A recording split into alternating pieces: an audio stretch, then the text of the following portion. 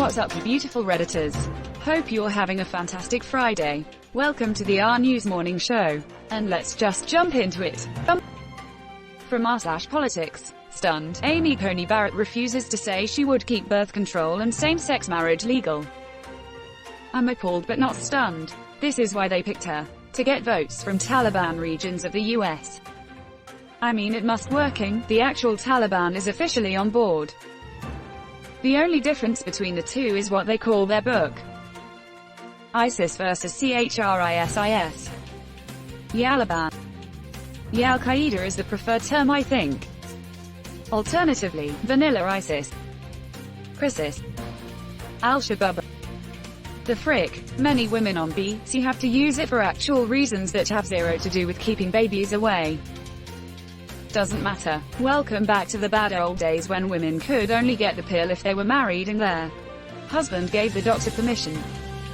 Yeah, the same people cheering this on probably also loudly decry Sharia, and find nothing ironic about that. Abortion and use of contraceptives are permitted in Islam and family planning. No wonder they hate Islam, it's way too liberal and progressive.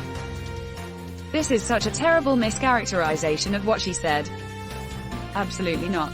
Those are literally her words. But nice try though. You bunch of freaking lunatics. Can we go back to reality where the adults know this is reactionary journalism at its worst? You're watching the RNEWS show.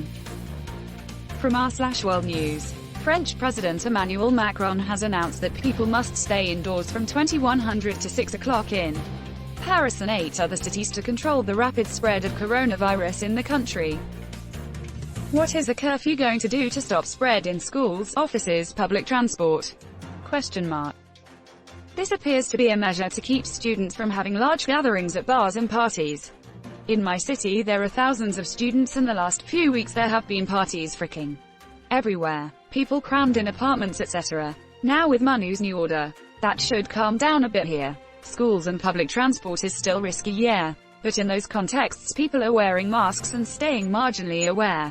Also, it's hard to shut down transports without digging into the populace's ability to work. Many of us in the city centre rely on it. IDK homie, we'll see what happens. Now with Manu's new order, do you guys really call him Manu? Haha. Yeah, a young dude called him like that in the street. He outraged and said something like, "You call me Mr. President." Since then everyone call him Manu. www.youtube.com. What governments are doing to society is going to end up causing more death and suffering than their virus. So many people are suffering right now and the economic consequences will be devastating. You're watching the RNEWS show. From r/politics. Massachusetts Republican governor cannot support Donald Trump for president. Look out, he's running for Senate in 2024, or sooner if Warren leaves office. Baker didn't say whether he'd support Democratic nominee Joe Biden, in turn not good enough. Several Republicans tried this wishy-washy bullcrap in 2016 and it failed. I know Baker isn't the biggest fan of Trump. I remember Baker being furious during a conference because the federal government took all the medical supplies he ordered for the state, to the point where we had the Patriots fly in masks from China. Baker was on TV literally not trying to lose it and drop a frick here or there while explaining what happened. For a Republican, Baker is liked by most, as he's fiscally conservative but is center on most issues. But he could be better though. Gotta get out in front of the train wreck. I know nothing about him, but in his defense he also didn't vote for Trump in 2016. So you do know something about him. You're watching the RNEWS show. From r/politics. Georgetown University report finds Joe Biden's free public college plan would pay off within 10 years. Pays for itself in 10 years. Will positively impact the country for generations to come. This is a no-brainer. And yet it'll be brutally gutted if it never even sees the Senate floor. Assuming the GOP keeps majority. If the GOP keeps the Senate, it won't ever leave McConnell's desk. If the Senate doesn't flip, a Biden presidency is pointless as far as legislation is concerned. Even if it doesn't flip now, it might flip later. Gotta keep this 2020 mentality for all elections in upcoming years. 2022 midterms. Gotta keep voting out the fricking buttholes that were complicit in Trump's corruption or actively encouraged it. 2024. Don Jr. could be the Republican nominee. 2026. The buttholes that got re-elected this year based on Trumpism will be on the ballot again.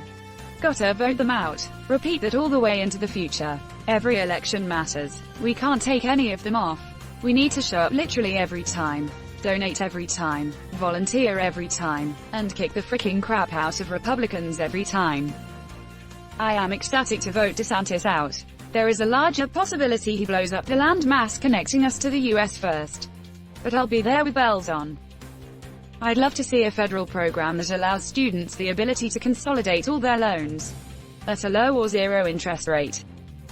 You're watching the RNEWS show.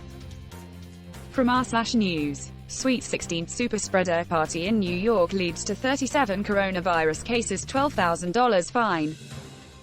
Well, it's now a very memorable event, which I think is what every teenager wants for their birthday. I blame MTV. Seriously. What, are we in 1999? Frick you, I wanted the silver Mercedes UB word. The venue said they didn't know LMAO. Okay. Well, I could totally see somebody lying to a venue and 2x as many people show up as they were told.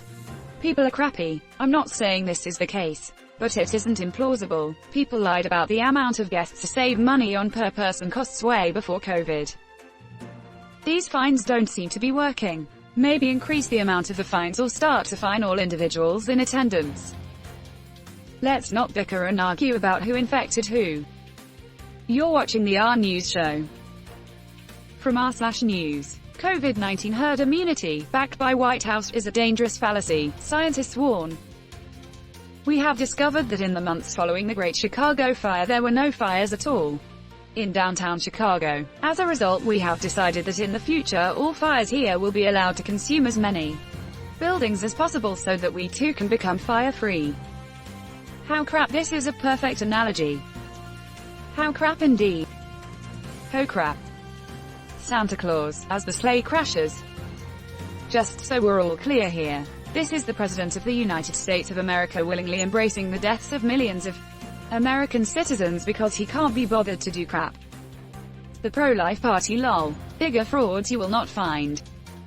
The letter, signed by 80 researchers from the fields of public health, epidemiology, virology, infectious diseases and others, said relying on immunity among people who have recovered from COVID-19 is a flawed strategy.